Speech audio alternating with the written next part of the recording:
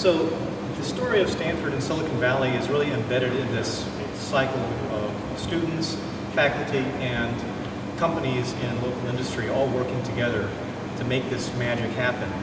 And here we've got a timeline of events showing key moments in Stanford history, but I'll start a little bit after the founding, which was in 1891. This fellow here is Cyril Elwell, a name that you've probably never heard of, but is extremely important to the Silicon Valley story. He was a graduate of Stanford. He got hired to do a startup company, which actually had been founded 2 years before by a 17-year-old high school student.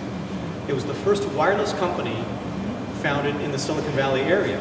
Long before Silicon, long before anyone was thinking about Stanford as a high-tech hub, that was actually the beginnings of it. So this led to the founding of a company called Federal Telegraph, which by World War I had become the most important high-technology company in California.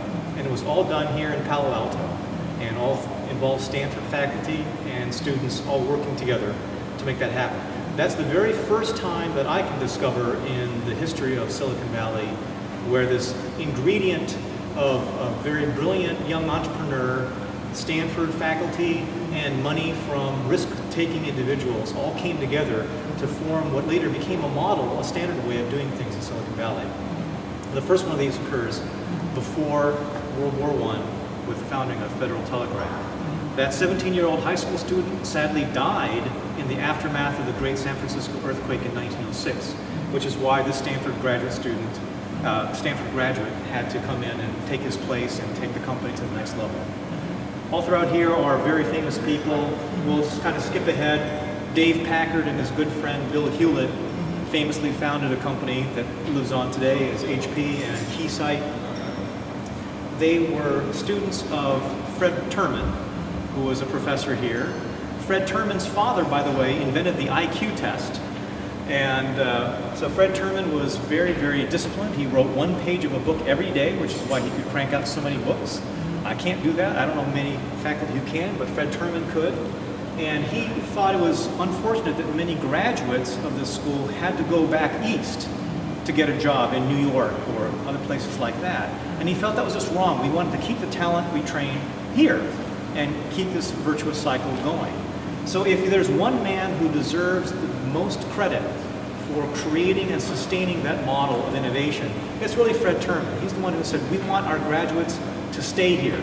We want them to start companies here. We want them to work with faculty to build companies that will then employ our students and generate new problems to work on, which will then generate solutions that create the next wave of creating companies. So Fred Terman had that vision and he made it work.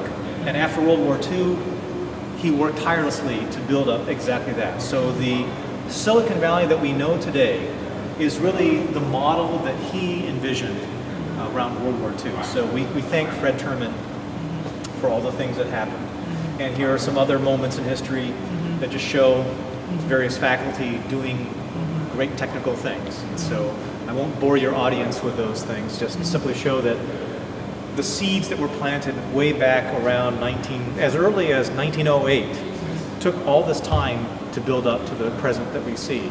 So although some people think Silicon Valley was an overnight event, we see that there were many nights.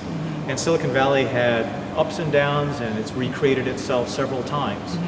And it's taken 120 years or so for all that to evolve. So it's an overnight success story that took about 100 years to happen.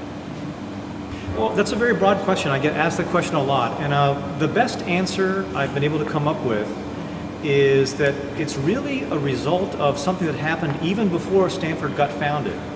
And that was the gold rush. The gold rush brought many, many people into California. In fact, it's why California was very quickly made a state in the United States. And what that did was it trained people into a very peculiar way of thinking. You had lots of people coming to California thinking they're all going to become rich. Actually, only a small number became rich. Most of them died poor.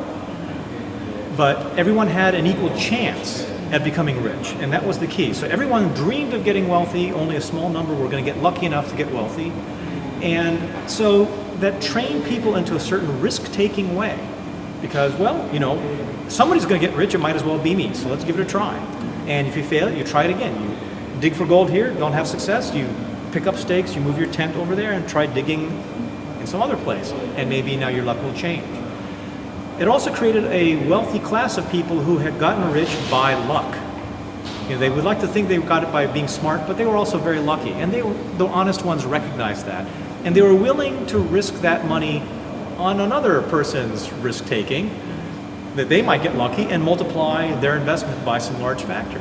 So by the time Silicon Valley is ready to start, by the time Stanford is going strong, by the time 1906, 1908 rolls around, you have enough people in the valley with money and this risk-taking philosophy that the ingredients are there for now adding intellectual capital to this mix and create what has become Silicon Valley.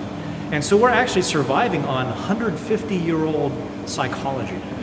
And the question is, how much longer can that persist? But the reason it happened here, I'm convinced, is because of the gold rush.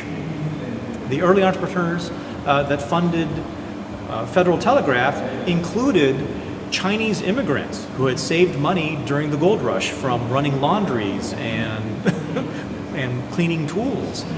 They invested carefully and they became wealthy as a result of their investments in high technology. So you have this very interesting mixture of risk takers, entrepreneurs, and academics to create some interesting magical broth that continues to be enjoyed more than a century later. It's a fascinating story, which is why it hasn't been copied successfully in other parts of the world. The preconditions don't exist, or at least the preconditions are different in other parts of the world. So their stories are going to probably unfold in a different way than the story of Silicon Valley.